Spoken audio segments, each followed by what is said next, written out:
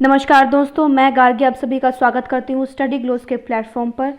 तो दोस्तों, आज हम बेसिकली डिस्कस करने वाले हैं सुप्रीम कोर्ट की जो जजमेंट आई है। रिसेंटली जो जजमेंट आई है सुप्रीम कोर्ट की दोस्तों, उसको डिस्कवर करेंगे कि किस प्रकार से वुमेन इनहेरिटेंस राइट्स को लेके नई जजमेंट हमें पता चली है। अब देखिए इसका क्या आधार है, क्या बेस है, क्या हिस्ट्री है, हम इस पूरी वीडियो में इस चीज़ के बारे में डिस्कस करेंगे कि किस प्रकार जो है विमेन के इनहेरिटेंस के शुरुआत से कैसे राइट्स रहे। जो हिंदू सक्सेशन एक्ट था 1956 का, उसके बाद 2005 में कुछ अमेंडमेंट किए गए कुछ sections of the Hindu succession act of 1956। उसके बाद जो फाइनल वर्डिक्ट जो अब आई, जिस एक प्रॉब्लम जो हो गई थी 2005 के एक्ट में, वो कहीं ना कहीं जो है रिफ्लेक्ट हुई और उसके ऊपर एक एक्शन जो है सुप्रीम कोर्ट ने लिया। और डेफिनेटली एक बहुत ही ज़्यादा प्रोमिनेंट फैसला है ये सुप्रीम कोर्ट का, क्योंकि ये कहीं ना कहीं जेंडर इक्वालिटी को प्रमोट करता है। It give equal basis to females as well as males. सिर्फ ये नहीं है कि थ्योरेटिकली जैसा हम पढ़ते हैं कि फीमेल्स जो है वो they possess equal rights in comparative to males, ये एक एक्चुअल थ्योरी है, उस पर सुप्रीम कोर्ट ने ये काम किया है। तो डेफिनेटली एक बहुत बड़ा मूव है, इसको पूरे को हम जानेंगे इस वीडियो में। वीडियो को शुरू करने से पहले मैं बता दूं कि अगर आपको ये वीडियो पसंद आए तो प्लीज़ इस वीडियो को लाइक कीजिएगा, शेयर कीजिएगा और कमेंट सेक्शन में अपना फीडबैक हमेशा दीजिएगा और चैनल को सब्सक्राइब भी ज़रूर कीजिएगा। तो चलिए दोस्तों, शुरू करते हैं सुप्रीम कोर्ट की वर्डिक्ट जो आई है। सबसे पहले देखिए बैकग्राउंड क्या रहा, यानी कि इसका क्या ओरिजिन किस प्रकार से क्या रहा। देखिए हिंदू सक्सेशन एक्ट जो क्या है, हिंदू सक्सेशन एक्ट एक एक्ट है, एक कानून जो लाया गया 1956 में ये कानून लाया गया। इसमें क्या था कि to any person who is Hindu, किसके लिए था दोस्तों, ये हिंदू के लिए था। ठीक है, जो किसी भी सेक्ट से बिलोंग करता हो हिंदू की, बेसिकली हिंदू में भी बहुत सारे सेक्ट हैं, तो जो भी हिंदू है वो किसी भी सेक्ट से बिलोंग करता है, चाहे लिंगायत हो गया, ब्रह्मो समाज हो गया, आर्य समाज हो गया, तो इन सभी सेक्ट्स की इंक्लूडिंग जो भी हिंदू आता है इसके अंतर्गत, उसको दोस्तों सक्सेशन के राइट दिए गए। वो किस प्रकार से दिए गए, देखो इंटेस्टेट नाम की टर्म का यूज़ किया गया 1956 के एक्ट में। इंटेस्टेट क्या होता है, देखिए ये जो एक्ट है ना, ये उसी इंसान पे लागू होता है जिसने अपनी टेस्टिमनी यानी कि अपनी विल, अपनी जो इच्छा जो है जाहिर नहीं की।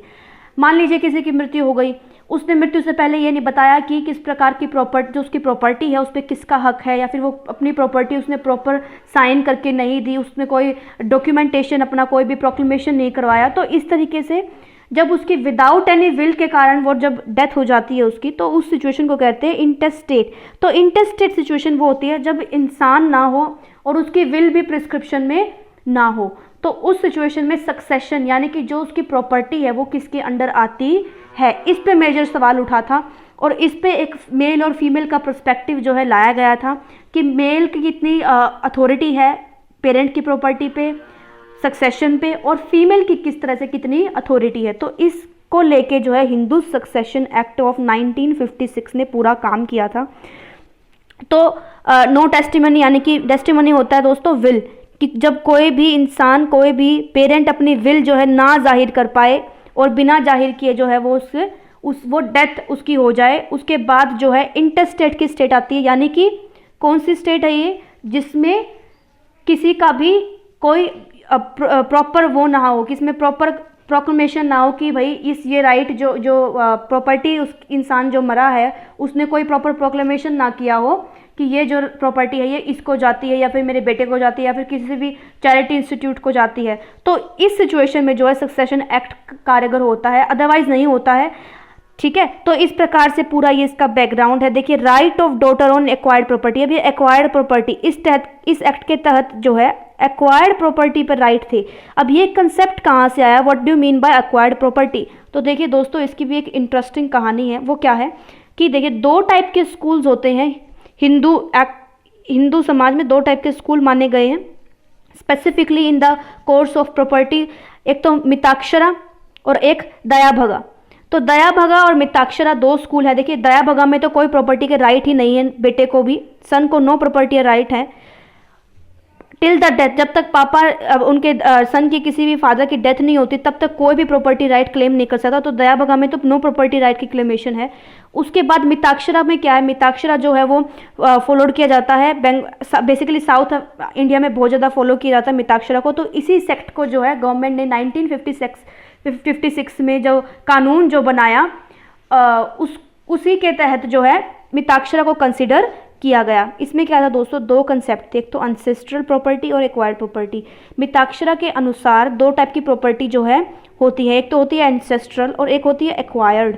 एक्वायर्ड पे बताया गया कि विमेन का हक है, women can claim, female can claim on acquired property but she can not claim on ancestral property. लेकिन सन को दोनों के ऊपर क्लेम करने का पूरा अधिकार है, मतलब बेटे को आप अधिकार है कि एंसेस्ट्रल प्रॉपर्टी पे भी क्लेम हो और एक्वायर्ड प्रॉपर्टी पे भी क्लेम हो। लेकिन उसी सेम सिचुएशन में अगर फीमेल को रखा जाए तो फीमेल को बिल्कुल भी अधिकार नहीं था, फीमेल को अधिकार था only and only acquired property के ऊपर। तो दोस्तों यही मॉड्यूल जो है मिताक्षरा का, जो मिताक्षरा स्कूल जो है उसका मॉड्यूल जो है अडॉप्ट किया गया। कब किया गया दोस्तों, जब हिंदू सक्सेशन एक्ट ऑफ 1956 को बनाया जा रहा था तब मिताक्षरा स्कूल ऑफ थॉट को जो है रिकमेंड किया गया और उसके तहत जो है कुछ गाइडलाइंस और कुछ rules and regulation were framed in that time. और अकॉर्डिंग्स टू दैट गाइडलाइंस क्या रखा गया मायना कि सन को तो दोनों प्रॉपर्टी पे अधिकार होगा, ancestral as well as acquired, और जो है डॉटर होगी उसको सिर्फ एक्वायर्ड प्रॉपर्टी पे उसका हक होगा, she can claim only acquired property. उसके बाद देखिए दोस्तों, उसके बाद कहीं ना कहीं इक्वालिटी के ऊपर तो बात आ ही जाती है इसमें कि जो कहीं ना कहीं डॉटर जो है वो इक्वल राइट्स उसे नहीं मिल रहे हैं प्रॉपर्टी के अंदर। तो उसके बाद दोस्तों 2005 में जो है एक नया इसमें ही जो है अमेंडमेंट किए गई, जो 1956 का एक्ट था इसी में अमेंडमेंट किए गए हिंदू सक्सेशन एक्ट ऑफ 2005। तो हिंदू सक्सेशन एक्ट ऑफ 2005 जो है लाया गया। इसमें क्या क्या अमेंडमेंट किए गए, डेफिनेटली 1956 के कुछ अमेंडमेंट, और मेजर अमेंडमेंट यही था कि इक्वालिटी को इसमें बहुत ज़्यादा तवज्जो दी गई कि फीमेल और मेल के इक्वल राइट होने चाहिए। जहाँ पीछे हमने देखा कि 1956 में सिर्फ एक्वायर्ड प्रॉपर्टी पे राइट था, अब डॉटर्स का, बेटियों का, फीमेल्स का जो है अब एंसेस्ट्रल प्रॉपर्टी पे भी उतना अधिकार आ जाएगा इस अमेंडमेंट के थ्रू, और जो है एक्वायर्ड प्रॉपर्टी पे तो वो पोजेस पहले करती ही थी। ठीक है, तो अमेंडमेंट किए गए किसमें, 1956 के एक्ट में। कौन से सेक्शन में अमेंडमेंट किए गए दोस्तों, section number 6, section number 4, 23 and 30 section of the 1956 act were amended in 2005। और इस पे क्या बेसिस रखा गया है कि इक्वल राइट्स होंगे हिंदू मेल्स और फीमेल्स के बीच में। ठीक है दोस्तों, और एंसेस्ट्रल और acquired property both were now applicable to females, दोनों जो है वो अब लेवल थी, दोनों पे फीमेल्स अब क्लेम कर सकती थी अब in accordings to Hindu succession act of 2005। अब देखिए इसमें एक क्या चीज़ रही कि जब ये एक्ट इनैक्ट हुआ, यानी कि 9 सितंबर 2005 को जब ये एक्ट बनाया गया, तो सुप्रीम कोर्ट की वर्डिक्ट के अनुसार 9 सितंबर से पहले अगर किसी के पिता की डेथ हो गई है तो उस पर यह एक्ट लागू नहीं होता था। आप समझ रहे हैं कि 9 सितंबर से पहले, यानी कि जब ये एक्ट बन गया, उससे अगर मान ली 9 सितंबर से पहले किसी की डेथ हो गई है तो उस पर एक्ट नहीं लागू होगा। लेकिन अगर 9 सितंबर के बाद किसी की डेथ हुई है, यानी कि 9 सितंबर के बाद जो किसी की भी डेथ हुई है तो उस पर यह लागू होता है। अगर आप मान लीजिए आपके पापा किसी भी फादर की जो है डेथ हो, किसी के फादर की डेथ होती है 2001 में, और वो क्लेम करेगी और उसकी बेटी जो है क्लेम करती है कि मेरा जो एंसेस्ट्रल प्रॉपर्टी पे भी अधिकार है, तो पहले ऐसा था कि वो क्लेम नहीं कर सकती है क्योंकि उसका अधिकार इस जो प्रावधान है इसके थ्रू जो है वो सिर्फ एक्वायर्ड प्रॉपर्टी पे था, एंसेस्ट्रल प्रॉपर्टी पे हालांकि नहीं था। क्योंकि इस एक्ट के तहत 9 सितंबर की जो डेडलाइन जो रखी गई, 9 सितंबर का जो एक जो आप कह सकते हैं मार्क जो रखा गया कि 9 सितंबर के बाद से जो है अगर इन किसी की डेथ हुई है तो ही क्लेम हो सकता है, अदरवाइज नहीं हो सकता है। इस पूरे ग्राउंड को जो है अब जो वर्डिक्ट आई है पूरे ग्राउंड को खारिज कर दिया गया है, मान्यता खत्म कर दी है इस प्रावधान की जो 9 सितंबर की डेट थी। सुप्रीम कोर्ट ने डेफिनेटली एक बहुत बड़ा डिसीजन लिया है।